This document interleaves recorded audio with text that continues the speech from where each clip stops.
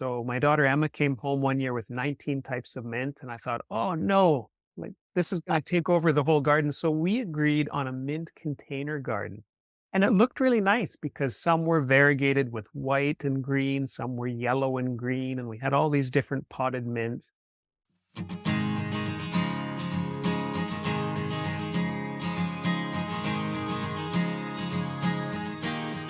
You're listening to the Food Garden Life Show, the show that helps you grow food, whether it's on a balcony, in a backyard, or bigger. I'm your host, Steven Biggs. And I'm your host, Donna Balzer. Together we talk with gardening experts, and we talk about what we've done in our years in the horticultural trade, helping you bend the rules and grow food in a way that suits you and your growing zone. Welcome to Season 7, Episode 12. Today we're talking all about herbs. And Donna, I think to start out with, I have to admit, I have killed many a rosemary plant over the winter. And I know one year my daughter Emma took a picture of me with my dead rosemary plants, plural, and put it out on social media. But I guess that's my little lead in to our chat about herbs, that I grow a lot of herbs. I love herbs. Rosemary, some years are good, some years aren't. I thought I'd get that on the table right now so that it doesn't come back to haunt me. What about you? Well, I've never really grown rosemary successfully until I moved to the coast. And then I couldn't do anything wrong. It just grew outside and it was growing I set up a herb area, a free herb area for neighbors because I couldn't get mint one day when I was trying to make a mint and watermelon salad because the grocery store had run out because, I don't know, wrong time of year. So after that, I planted mint out about 10 kinds, and I also planted rosemary in an area on my boulevard that I never watered. After that, rosemary thrived, and so did the mint. I do have to say, the rosemary is all good now that I have a cool greenhouse. It's happy. It's the hot, dry conditions in a centrally heated house that are a little bit less than perfect. So It's true. we should probably just talk about, what is a herb. So I know for me, when I think of herbs, I think of things that we use small amounts of to flavor cooking. And of course, then there's the whole medicinal aspect too. Some people use herbs for medicinal purposes. For me, herbs are all about cooking. And when you think about herbs, what do you think about?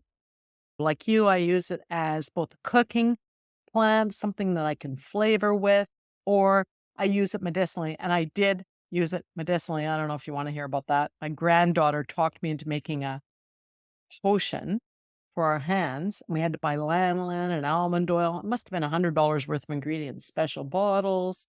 It just went on and on and on. I had to make calendula seeped in this special alcohol.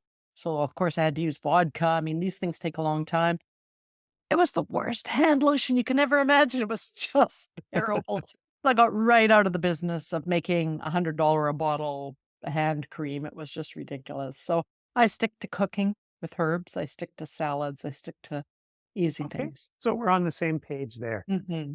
The other thing might be worth saying with herbs is that they can be cold hardy plants or they can be tropical plants. We could be talking about annuals, perennials, or woody things like that rosemary. So if people are talking about herb care and how to care for herbs, it really depends on that individual plant. So I don't think today we'll get into individual care for these individual herbs, but I think I'd like to talk about how, as home gardeners, we can use herbs. And for me, I like the idea of herbs as bedding plants. A lot of the time people think about herbs, they'll buy one herb, one potted herb, one basil, one parsley. But what if you had a whole bed or a whole corner of a bed with basil? Or maybe you had half of a bed with purple basil, half with green. Or what if you edged all of your beds with parsley? So I think it's easy to overlook herbs as bedding plants as well. So that's one thing in the edible landscape. Well, first of all, Steve, that's just stupid. Honestly. If you use basil, and it is basil, if you use that as an edging plant and you're in a cold climate and you have an early frost, your whole thing's dead. You got to use some hardy. I did see parsley. Yeah, I did see in Quebec City they had used the ruffled, the triple curl parsley, as an edging for a bed, and that sort of give that formal look if people are looking for formal, but I wouldn't use, a flaky little plant like basil. That's something you would just baby and just take care of, not use as a big landscape feature. Well, or maybe you need to move to Toronto where it's a little bit warmer. Okay, so bedding plants, but the other thing you could do in a home garden setting is what about a herb lawn? So my friend Ken has a thyme lawn. I've seen chamomile lawns, and if you think about oregano, it's this low growing, tough as nails plant, and so I think a herb lawn could be a really fun feature in a home landscape setting. How about you? Have you ever had a herb lawn? Look, I use about a tablespoon at a time of thyme.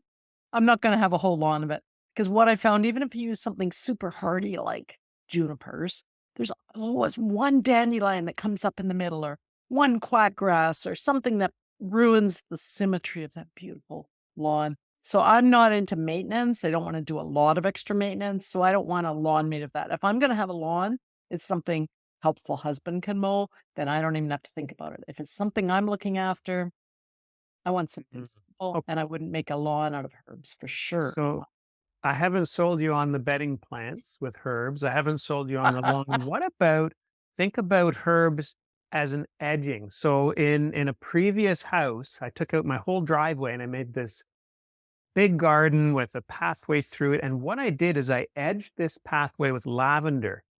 It was like a mini hedge of lavender all along this flagstone pathway. And I had visions of it before I planted it because we'd just been to Provence and I'd seen the lavender fields. It was really nice. And then I know one year my dad decided to edge one of his gardens with thyme, which is also like lavender. It's more woody. So you can have this semi-woody plant right next to your pathway. And he had silver thyme, which was a white and green variegated one, alternating with a solid green one. And it looked kind of cool. So how'd you like that kind of idea? I don't like it, except lavender's not hardy in a lot of areas. Anywhere like Banff, before you go up to, the Northwest Territories or even any of the mountain regions, even Calgary, where I live, it's flaky. Like you'll get one year and you think, that's it, I've nailed it. Next year it'll die. So I don't like to commit such a big space to something that's going to be expensive. They can be $15, $20 a plant. And then B, it might only live one year. So I treat it, if you are treating it as a bedding plant, yes, fine. But doesn't, for me, my best use for herbs is in big pots with groups of herbs, or in Mhm. individual pots on my windowsill. I'm not trying to landscape with herbs. They might be an occasional addition if I'm trying to push the hardiness, or like I Right. said, when I lived on the coast, I used lavender regularly on the coast because you could cut it back and it would bloom again. It was just so gorgeous. But in the central northern areas, I don't think I would use that actually. I would stick to using them in pots because it's a bit warmer in the pot. In worst case scenario, you can move that whole pot right up to your step, or just a few in your vegetable garden as a sort of a feature in the garden. I wouldn't mind buying one lavender and putting it in the center of a potager, for instance, but I wouldn't buy Okay. a So whole so we agree on the pots because I've row. also used terracotta pots to punctuate my garden with these terracotta pots, and they add height and it raises up that herb. It looks really nice. And the benefit is if you're drying the herb, when it's raised up in a pot, you don't get soil splashing onto the underside of the leaves. So, Well, I have another use for them though, for herbs, uh-huh. because of reading Susan Betts Houseplant Herbs, which I loved. It was a great little book. And it made me think of a new thing. Why don't I have chives and pots in the house? It would give you some food later into the fall. You go to reach for a recipe and you need always an irritating 1 tablespoon of something. So putting them in the house as houseplants is another option. And I don't think that's something that we've talked about yet. So That's good. pots, houseplants, maybe a little of the other, but mostly keep it simple with herbs. I really use them as an accent rather than a feature. Well, so I did have one other idea in the home garden or edible landscape, and I'm not sure if you'll think of this as an accent or a feature, but as you know from having seen my gardens, I love flagstone. So I'm forever making flagstone patios wherever I live. And in one garden, I had pennyroyal mint that began to Mm. self-seed between the flagstones, and it would come up every year in that same spot and started to come up between all the flagstones. And it was great because we could pick a little bit, but also as you walked on the patio, you'd get the smell of the pennyroyal mint, and it was really nice. And I have seen people do the same sort of thing with some of the low growing thymes. So what do you think about weaving in some low growing herbs into whatever paving you have? What I think is maintenance, Steve. I am getting older. I'm just a little bit older than you. I don't want to just build in maintenance. And I have never seen a flagstone pathway with plants growing between it that didn't have dandelions or other perennial weeds. I'm just saying, keep those time to where you need them. Couple of pots, couple of plants. I'm not putting them all throughout. It's done. I'm not saying it's not done, but it's done by people who have professional gardeners or who are fine working endlessly on trimming and clipping. And I do love the smell. I love it when other people do it, but just a little bit too much work for me. Okay. Well, I can tell I won't be visiting your yard for the big displays of herbs, but I know you do love growing herbs, and Mhm. I wonder if we should talk a little bit about how to get herbs. Which ones do we grow from seed? Which ones should we buy? And I know there are some, like rosemary. There are many different types of rosemary. There's some that drapes down. There's some that's more upright, and so it's something that typically you would buy as a plant. And if you have your eye on a certain variety, you really have to buy it as a plant because they're propagated by cuttings. And I think the same goes too for some of the special thymes. I know there's Provençal thyme that Dave at Sage Gardens in Manitoba says is just phenomenal. Same with the oregano. He says you got to get the Cretan oregano. So those are some that I would say you'd buy a plant, but I sure grow a lot of stuff from seed too. Top of the list always is basil, not basil. Well, at least I hope you're growing the good basil, the downy mildew free, because a lot of people are still confused by that. Mhm. I was going to split it into two groups, things I do from cuttings and things I do from seed. So if you can't find it for seed, if you don't have a friend that has a woody plant you can take in cutting from, then you may have to buy plants. But with a little thyme plant, 5.95, just the common mother of thyme, that's a lot of money for one plant. You could buy a whole package of seeds for that same plant for 3.95. And I just did this winter because guess what? My daughter wants to do a thyme lawn in her front yard. So we shared a package. I just want a couple of plants. She wants a whole lawn. And why not? Why not? It's so much cheaper. But when I start things from seed, it's a completely different season, a completely different program than when I start things from cuttings. And it's only the woody plants. And you sent me a whole bag. Remember that time you sent me a whole bag, 300 cuttings of macroot lime? Do you remember that, Yes, Steve? yes. Big box arrives. It's like all these branches. I'm taking cuttings from it.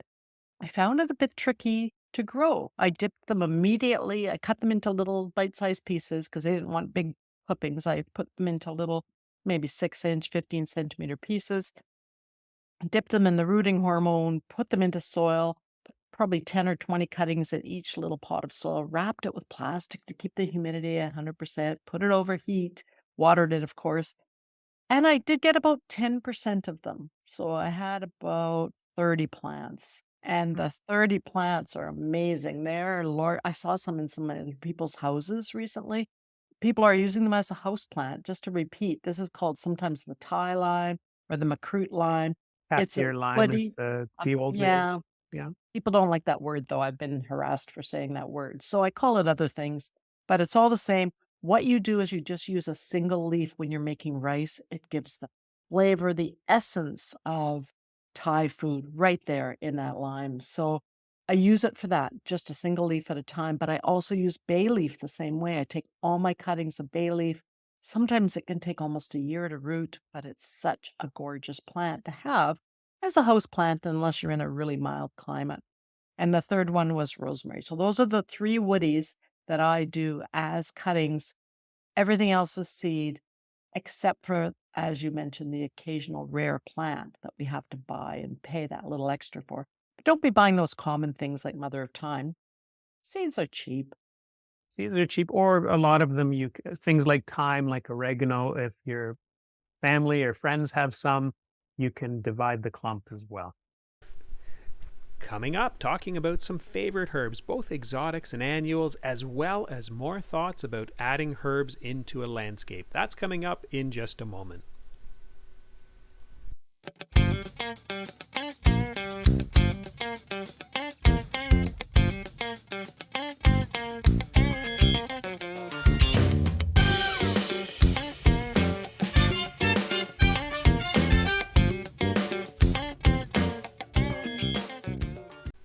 A shout out today to everybody joining us for Fig Camp this week. Having lots of fun talking about how to grow figs in cold climates. And we have people with us from some cold climate gardening areas: Pennsylvania, New York, Ontario, Alberta, and more.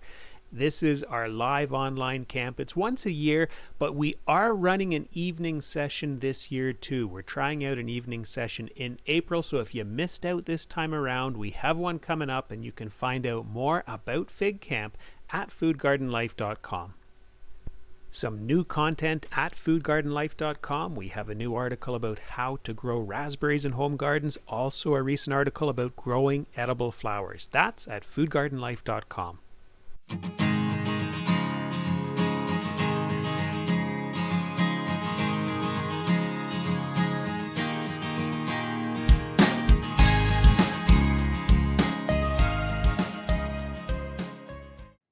You're listening to the Food Garden Life Show. The show that helps you grow food, whether it's on a balcony, in a backyard, or bigger. And now back to our chat about using herbs in home gardens. So I was thinking of a couple of my favorite tropicals, a couple of my favorite annuals, and then some of my favorite perennials. Okay. And I mean, we can't cover all the herbs today, but I think that's a fun way to go about it. So for the, I don't know if tropicals is the right word, let's say exotics, things that aren't winter hardy for me here in Toronto. Mhm. And I do love that rosemary, even though I've killed many. It does well now in my cold greenhouse over the winter. Bay leaf is always on the list, and it's another one, does well, cool over the winter for me. Although in years before I had a greenhouse, it survived as a house plant. But a new herb for me is something that's also an exotic fruit crop, is lemons, because lemon leaves, like the Thai lime leaves, are Mhm. filled with delicious flavors. And so you can use lemon leaves in place of bay leaves if you're making soup stock, or sometimes I'll wrap a lemon leaf around a kebab or a halloumi cheese and grill it on the barbecue. So those are some favorite exotics. What about you? Well, I already named my favorite exotic, which was the Thai lime and the bay leaf, and I never can get enough. And because you're only using a single leaf at a time, your plant can support that. You're not running a commercial kitchen. I'm not running a commercial kitchen. So one plant of each is plenty. So I spend most of my energy with herbs, growing things from seed. And one thing, I was on CBC radio once and talking about cilantro and how difficult it was to grow because you no sooner buy it from the store, you put it in the ground, it goes to seed. And I Mhm. was complaining about this to the host, and she was like, "Oh, that's interesting." A farmer heard me, emailed CBC, who then emailed me, and she had a variety called Calypso cilantro, which I have tried since then, and it's true. You can seed it, you can put it out, it can last most. I got so worried actually that I thought it would never come to seed. And how was I going to collect more seeds? Mm. So it's one of the varieties that I just love. So I do a lot from seed, and I used to grow the cilantro that was called, slow bolt cilantro, which I get at all the CD Saturdays, and it would bolt in about a week. So honestly, the Calypso cilantro has been a savior for me. I do like the cilantro seed pods. Most people don't use those. I had a little conversation with the chef once, and he said if you pick the green seed pods before they turn brown on the cilantro, you can crush them with a mortar and pestle, use them with something like salmon. It gives an amazing cilantro flavor even after your plants have gone to seed. So I kind of like that. So I do quite a few things from seed. I am also growing a lot of basil and I'm growing that in my pots. I try to focus on the shorter varieties, the stockier ones, because there's several that have been listed now Yeah. that are downy mildew resistant. And I stay away from the ones that are not, like I'm not growing the Italian how do you even say that? Genovese. Yeah, I cannot say that Italian word.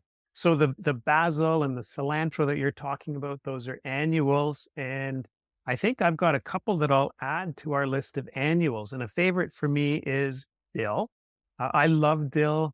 My mom's family was Eastern European, so I mean dill in everything, into the beet borscht, into the mushrooms and sour cream that you put on toast. I mean, dill is just one of those essential things. And What's, what sorry, dill is what's your a self secret for growing dill? I've had a lot of trouble with growing dill. Oh, well, dill is a self-seeder. So the secret is to always let it go to seed and then sprinkle that seed all over the garden. So I have not bought dill seed in a couple decades because it always just self-seeds. And I will help the process a little bit when it's formed seed. I'll just sprinkle it everywhere. But this works really nicely because I get some come up in the spring and I'm harvesting dill, using dill. It makes seed, sprinkle that everywhere, and then I get a nice flush of dill, usually late summer as well. And then I'll freeze a bunch for the winter. So dill, the secret is self-seeding. But they sell the plants and they sell the seeds. What's a new gardener going to do that has no plant and no seed? Oh, well, buy one plant, let it go to seed, and then you're in dill for the rest of your life. So Oh, yeah, okay, I like it. I yeah. like it.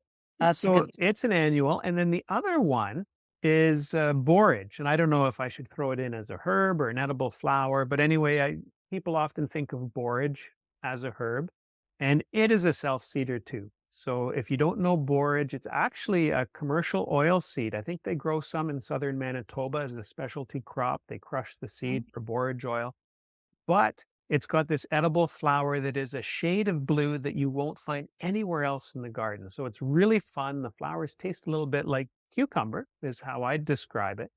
And it's this plant that can get kind of big, Kind of rangy. wide. It's rangy, Yeah. but it self seeds, comes up here and there in my garden. And wherever I decide I want it, I'll leave some. So I'd say borage and dill are two annual herbs that I love to have. I like it. And dill is one of my husband's favorites. So I just need to try a little bit harder. And I think I'll do what you do. I'll buy one as a Yeah. plant this year. I've been buying seeds and it's a tricky one. And I've had that question a lot. Well, what do you do with dill? So I have seen it reseed all over the place. So that's what I'm going to do this year. That's a great tip. It works well. And if Mm. you need seeds, Donna, I'll send you some. Okay. Okay. So, I think one area of herbs that can be overlooked is these herbs that are perennials. And sometimes they get mixed into perennial beds and people don't even think of them as herbs. And so for home gardeners, especially if you're trying to make an edible landscape and mix together different things so that your space is both functional, food producing, but nice looking, I think these are fun. So uh, top of my list is bergamot or bee balm because both the leaves and the flowers, when you dry them, you can make tea. And I mean, it's a beautiful perennial. So it's up there. Bronze fennel has been a real showstopper in my garden. And it's this very tall plant. It's great for attracting lots of pollinators. So I love it. I think we touched on chives earlier. There's no reason you can't put them at the front of a perennial bed. We talked about the lavender, the oregano. Now, one I wanted to touch on is mint because a lot of people are scared of mint because it is such an aggressive plant. And I don't usually put mint in the ground, but I'd like to say that if you're dealing with deep shade, mint might actually be the answer to your problems because it'll grow in deep shade without completely taking over. Otherwise, mint is something I think of as a container plant. So my daughter Emma came home one year with 19 types of mint, and I thought, oh no, like this is going to take over the whole garden. So we agreed on a mint container garden. And it looked really nice because some were variegated with white and green, some were yellow and green, and we had all these different potted mints, and so that worked well. I have to say that's why I put mint along my boulevard, right? It's kind of Oh. an abused, out of the way area. Tried 7 mints, not as ambitious as Emma, obviously, but I did a row of mint and I made it available to the neighborhood. But after about 3 years, it died out, the whole patch, because it won't tolerate a super hot, dry area forever. So mint is a bit tricky and a bit controversial. And even when people do put it in pots, it sometimes grows under the pots. I Yep. planted it in fabric pots once. It came through the fabric pots and into the ground next. So it's pretty tough. But I want to get back to bronze fennel. I Mm. was giving away the seeds at a seedy Saturday and I was hand slapped because it's considered a noxious weed in some areas of British Columbia now, so I'm sure it's considered noxious in other areas. It's just so darn productive and so beautiful. It's one of those ornamentals that people share with friends who share with friends who share with friends, and then it reseeds. So check your own local area before you grow bronze fennel or any of the fennels because they're pretty aggressive. Okay, and that whole idea of something being a noxious weed or an invasive plant, the thing maybe to mention is that it really does depend where you are. So what's a weed in one area might not be in another area if the conditions are different. So That's right. check your local recommendations. And That's it's good. all Good. online. Your provincial noxious weed list will show you, and it's only noxious in certain areas. But we haven't talked about biennials. Well, parsley is on my list, and Mhm. I think parsley. I've seen show beds where they juxtaposed impatiens with parsley, and it Mm. looked amazing. So I think it's way underused. The triple curled parsley is how I've seen that used as an edging. But I had a friend that was quite particular. She just moved from England, and she said to me, "Oh, aren't you growing the Italian parsley?" As if it was a better type. Now, just to set the record straight, both of them taste the same. One is a selection and it's curled, and it's kind of interesting ornamentally. The other one is quite a bit taller, maybe up to 2 feet. Yeah, So the Italian parsley is quite a bit taller. The flavor, what would you say, Steve? I'd say the flavor's about the same. I'd never Just noticed the depends difference. Yeah. it just depends on how much space you have. If you have a big space, that Italian parsley is beautiful and it's lovely on plates. It's lovely as a herb. It's lovely in tabbouleh salads, but they're both good. And I don't rule one out over the other. I think they're both good. It just depends on your space and what you like to grow. Well, or grow them both because I'm a big fan of getting different textures into a garden, back to the aesthetics. And so if Mhm. you have the Italian and the curly leaved parsley, there you have two very different textures. Just want to warn people it's not always going to come into bloom. Sometimes it's just a really long lived annual. So it's late October, you're in a cold garden and you're saying, "Oh, my parsley's still alive." It might be gone in the spring, might not bloom, and it might be gone. But the good news is that gives you that long season of parsley because it's Mhm. very frost hardy. Occasionally, I do see it come back. Even in Calgary, it comes back as a biennial. It blooms the second year, reseeds like crazy, and you find little plants all over your garden that you can pot up and give to friends, but don't count on it if you're in a cold garden. Okay. I wanted to maybe get towards wrapping up with something that I just won't grow. I hate lemon balm. Ah, I can't stand lemon balm. I think because I was invaded by lemon balm when a neighbor grew it. And when it comes to lemony smelling things, I'd much rather have a lemon geranium or lemon grass or even lemon verbena. I think mhm. lemon balm to me is not as nice, not as subtle. So yeah, I won't grow that. How about you? Anything that Well, you just won't grow? that is something we agree on. I won't grow that either. I had it, you know, reseeding everywhere, also spreading by roots, also showing up in all my pots. And once you've had it, you don't want it again. I think it's worse than mint. At least mint, you recognize it, you can take action. But with lemon balm, it's Mm. so sneaky, both from seeds and from plants. So I'm with you on that. That's one thing we can agree on for sure. Okay, well, but maybe we can do closing thoughts. And I'll start with mine is that for those of you who've listened to this and you're still scratching your head thinking, okay, where can I fit some herbs into my landscape? I'll just tell you what a fun little herb garden I had one year is there's steps to my back deck, and I had a garden with scented geraniums on there. Scented geraniums are a neat herb, and there's different ones like cinnamon and lemon and lime and apple. And so I had a little potted herb garden that was all scented geranium themed on the steps. So that's my closing thought. How about you, Donna? Oh gosh, I would just suggest that people grow what they eat because this is the thing. You're going to open up a catalog with 2 or 300 varieties of herbs, and all of a sudden you're going to be ordering this and that and the other thing. But if you only eat really limited foods, just grow those, grow what you love. So I always grow chives, always thyme, always sage, basil, and cilantro. Those and parsley. Those 6 are my as well as my woody plants that we discussed earlier, those are my go-to annual/perennial that I have every year.